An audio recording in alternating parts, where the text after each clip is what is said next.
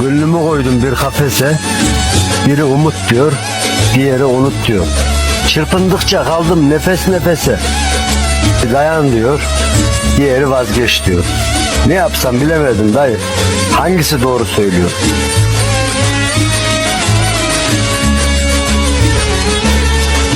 Belki bir gün uzaklardan koşup gelirsin.